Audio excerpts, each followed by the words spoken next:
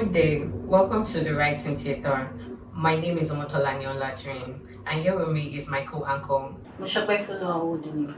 And on today's episode, we'll be speaking on the evolving of mass communication and journalism over the years and how the journalists have been able to adapt to these changes. And here we have with us our guest, Mr. Lanre Arogundade. He is a media development specialist and also the director of the International Press Center, Lagos, Nigeria. He's also the editor-in-chief of IPC's online new portal and media resource, the Nigerian Democratic Report. I would like to ask, how has the landscape of communication, mass communication to be precise, and journalists in Nigeria changed over time, and what significant development have you experienced as a journalist? Well, I've worked as a journalist, so I would speak more on the media landscape and, of course, the communication landscape itself, which obviously affects, the media, and then maybe some of the significant changes that we have witnessed. I would say that the media landscape, as at the time we started practicing journalism, was largely analog, so to say, and the only digital tools, if you can use that term, that we had then were the recorders, and even those recorders, they were what we used to call tape recorders. I'm not even sure any one of you would have seen that before. Sometimes when you want to roll back, you have to use your pen, your biro, to unwind, and if it gets caught, you have to go and look for sellotape to close the gap, and in that process, you may have lost certain information. But I think by the late 80s and 90s, some newsrooms had, recording gadgets where you can have, your recorder to interview and so on. Apart from that, there wasn't anything else. We didn't have the luxury of conducting interviews, using all these, digital tools. So the newsroom was basically analog, in character, and journalists were expected to go out, go around the cities, go to their beats to report stories, to investigate stories, to conduct interviews, and so on and so forth.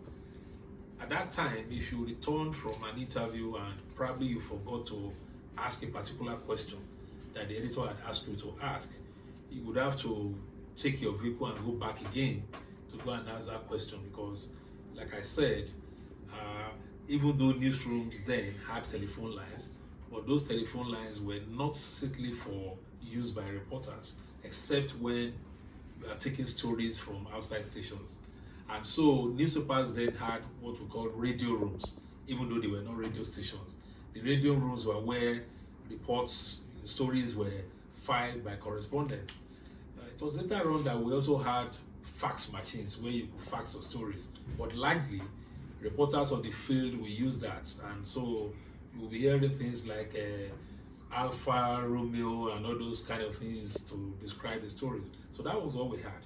But at the same time, you had good journalism, because in the newsrooms you had people that were what we could call editorial supervisors. As a matter of fact, they had different names. We call them the rewrite desk, sub-editors that look at stories and checks for any missing gaps.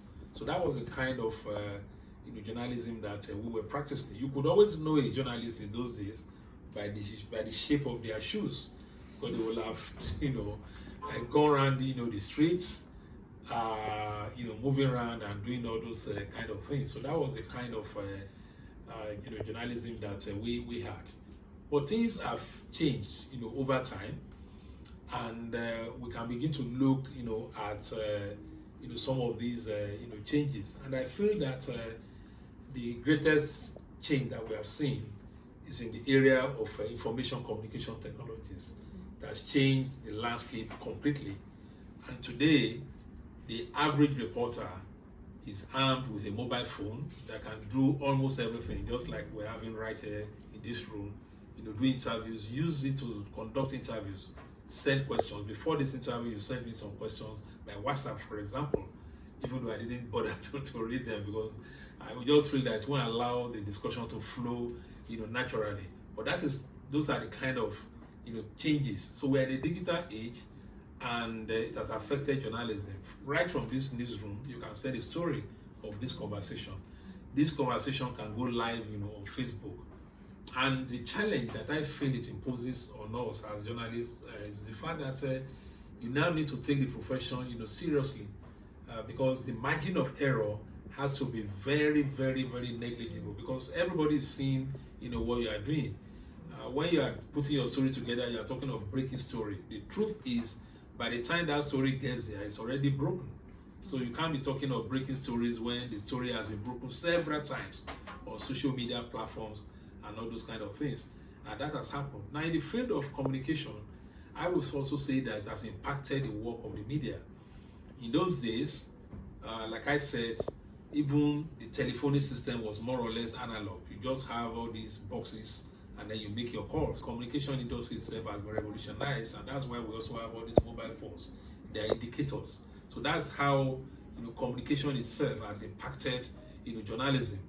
The first set of people to use what you could call mobile phone were those, in fact, the Nokia phones were like heavy objects, and only few people who carry them around. And today we have all this. So just as the communication landscape is evolving, it's also having some effect on the media. But over the time, So what would you say is the role of mass communication in shaping public opinion and influencing societal changes in Nigeria? Well, you see, when communication is the process of disseminating information to members, of the public or to audiences, and communication takes place, through. There are 4 types of communication. You have, the written and the unwritten. You have the verbal and you have the non-verbal. Now, that means that with communication, you are able to reach the totality of the population, irrespective of their demographics, their education, and so on and so forth. And that is why, so for those who are disabled one way or the other, for example, or living with disability, you are still able to communicate with them using non-verbal means. So that just tells you the power of communication. And of course, it is through the media that communication takes place. So when you talk about what communication does, essentially it serves as a bridge, if we are looking at it in the context of governance, between the governed and the government, between the people. And that is why people take seriously what is communicated, because what is communicated can itself have impact on development. Now, it's been established that societies where you have effective communication, where the environment for communication itself is enabling of freedom of expression for people to express themselves, it has impact on democracy, in the sense that you cannot have good democracy if you don't have a very, very good communication system, and if you don't have a free media that makes use of communication tools and channels to disseminate information to members of the public. So with the rise of digital media and social platform, how has journalism evolved, and how are they adapting to the changes that comes with digital medium? So now, I think that is also one of the major challenges of contemporary times, the development of the internet and the rise of various social media platforms. And the way journalism has tried to adapt is for them to also know that they need to have presence on all those social media platforms. So today, most media organizations have Twitter handles, some of them have Facebook pages, some are on Instagram, because the younger population, majority of the population, are more digital in orientation. The tendency is not for them to hold newspapers and read them, but they want to get information in very, very captivating form, by way of infographics, by way of diagrams, just different way, just the way we define communication. And we see that in the social media. And that is why there is a lot of orientation towards the social media. A person like Taiwo Bay, one of veteran journalists that we have in Nigeria, keeps talking about the need for the conventional media to really put their hands on the social media, because this is where it is happening. This is where your stories can reach much more people. Although we still have powerful channels like radio that still reaches thousands, and millions. But in terms of the demographics of society, the younger population, they are the ones that relate to the social media. However, there's a problem because it's called social media. People tend to equate it with the normal media, and don't forget that in the social media, anybody can just put any information there. True. It's even worse that they are called citizen journalists. That in itself poses another challenge because journalists are trained to report news. Anybody cannot be a journalist. So we say that you can't have citizen journalists the same way you can't have citizen doctor or citizen accountant or whatever. Well, I know in the legal profession they call the likes of Ifeoluwa, people's lawyers, but they don't even call them citizens lawyers because that is like, kind of glorifying quackery in the industry. So we don't really like that. And because of that, we say that the only way by which we can distinguish ourselves, whether you are publishing online, whether you are publishing it on social media platforms, is for you to stick to the ethics of the profession, to exercise the discipline of verification. But that is what will make us different. But anybody can use the mobile phone to record anything and say, this is what happened. Or did it really happen? These are the big questions that we as trained journalists and professionals need to ask from time to time. However, you can't separate modern day journalism from all these social media and digital tools because they are part and parcel of our reporting. And that is why some television stations, for example, would occasionally create room and say, I know that Channels Television has what is called, eyewitness, for example, where they take reports from the field, from citizens who are just using these digital tools to tell the stories of what is happening around them. I feel that is value added to journalism, really, because come to think of it, Nigeria is a very big country, 200 million people. As we're speaking now, anything can happen in any part of the country. There could be a fire outbreak, there could be an accident, there could be an insurgency. So before journalists get to the scene, some people might have witnessed what has happened and probably have it recorded. So this is also a useful source of information for us. In fact, they have become, these digital tools and the social media platforms are themselves sources for modern journalism because something would happen and you see it on a WhatsApp platform. And that's when you know that, as a journalist, perhaps let me follow this. Sometimes too, you see a pattern in what is being posted or you see a trend. If somebody posts on a WhatsApp platform, something happened in this school, another person posts something else and says another school, you can then begin to think and say, is there a trend? Is there a pattern? Let me go out there to investigate what is happening, in all the schools. So it's a very dynamic world, and much as it has its own problems in terms of the compromise of information integrity, which we call disinformation and misinformation. But the social media itself has become, useful avenues, useful sources for us to do journalism that impacts the society as a whole. Okay, thank you very much, sir. So, what do you think are the challenges that Nigerian journalists face today, and how has those challenges impacted? Or yesterday. How have those challenges impacted the quality of journalism and press freedom in Nigeria? Wow. Well, challenges today. I think we can talk of challenges yesterday and today and possibly tomorrow because some of these challenges are quite, constant. I would say that the media as a whole currently face the big challenge of economic survival because of the state of the economy.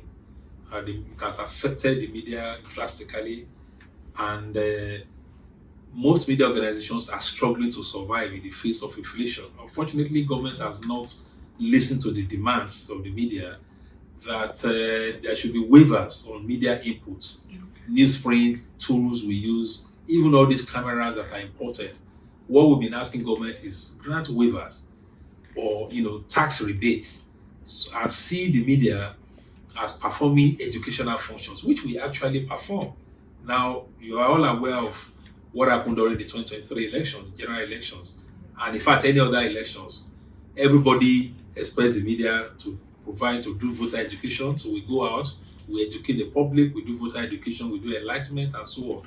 So we should be treated in that sense as educational establishments, because I do know that educational institutions get such waivers based on the advocacy of UNESCO over the years. That kind of incentive needs to be extended to the media, so that the cost of production, the cost of bringing out a newspaper, the cost of running a radio station or a television station will reduce drastically, and the economic environment can then be friendly for the media. That relates to the other challenge, which has to do with the welfare of journalists, which remains poor. There has been, how do I put it now, weak enforcement of labor laws in Nigeria. In South Africa, you can't run a newspaper and owe the journalists for 1 month, 3 months, 4 months. You're going to come under the sledgehammer of the law. But here in Nigeria, there are media journalists will tell you will be working for 10 months, will not be paid. It's quite scandalous.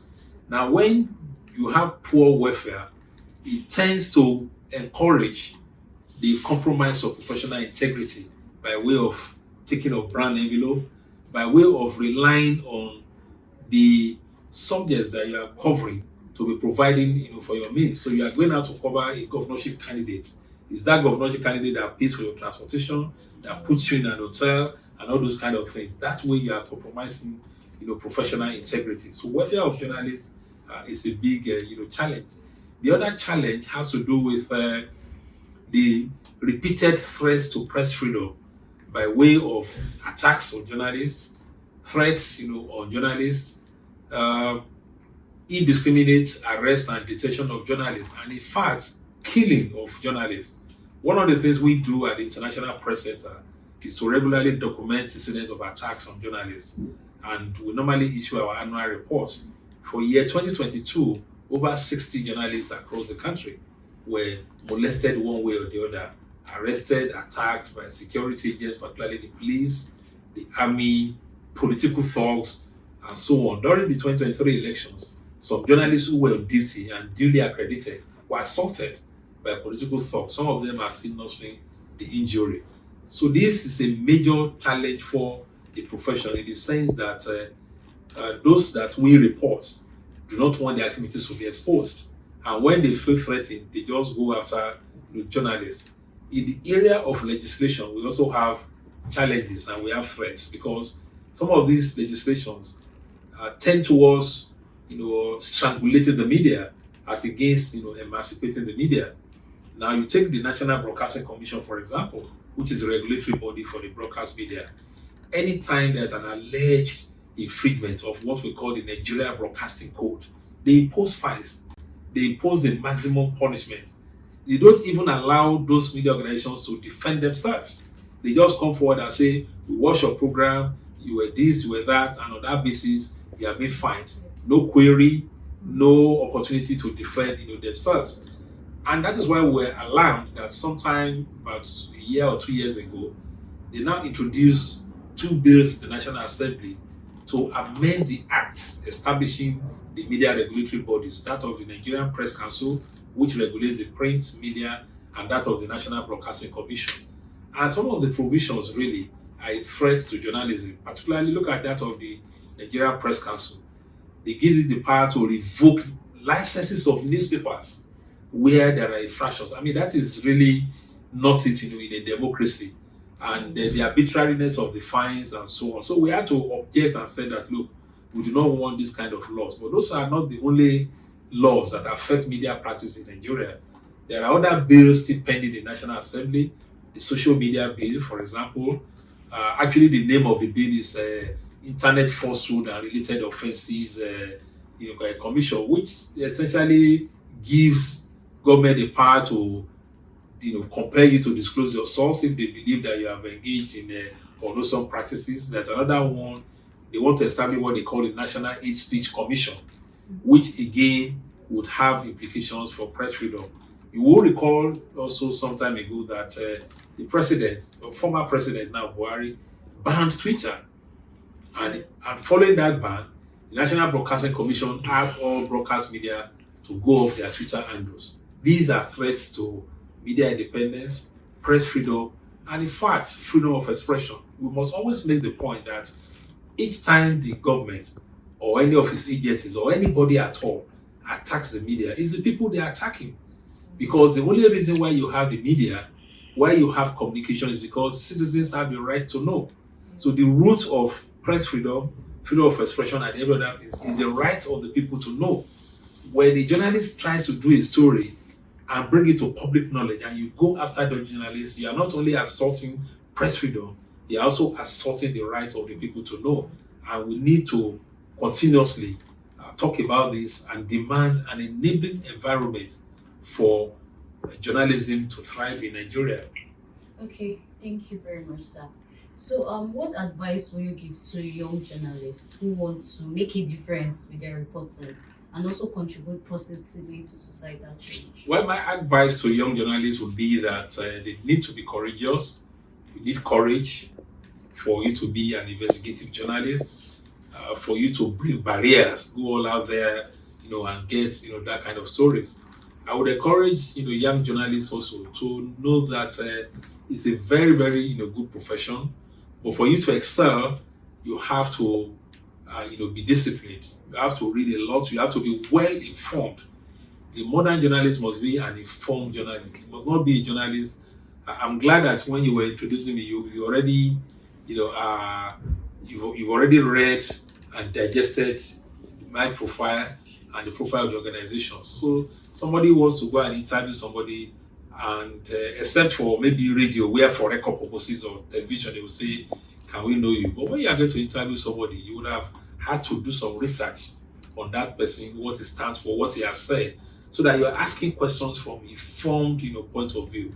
I would also advise young journalists to take advantage of as much capacity building programs as possible. Attend workshops, attend trainings. In fact, engage in self-development. And that brings us back to the digital tools that we are talking about. If you go to Google now, you will see interview techniques, how to conduct good interview, how to do all those kind of things. Let's do that, so that through journalism, you too can contribute to the advancement of democracy and development in our society. I want every young journalist out there to know that you have the power to make things happen in the society. You go to a community, they don't have drinking water, you do a story on it. You go back, you talk to the community people, get their voices. You go to the chairman of the local government, bring it to their attention. The chairman says, "I will do something about it." And you ask for timelines. The chairman says, "We'll fix it in the next 3 months." 3 months, you go back to check, it has not been done. You go back to the chairman, and then you keep reporting. Sooner than later, your persistence will lead to the provision of that water. We've seen it as some of the things we've done here, and that is what we call, solution-driven journalism. And young journalists, they should know that they can be part of solution-driven journalism that brings the benefits. Because I don't like using this dividend. It sounds like stock language, and it's been abused. That brings the benefit of democracy to the people. Thank you very much, sir.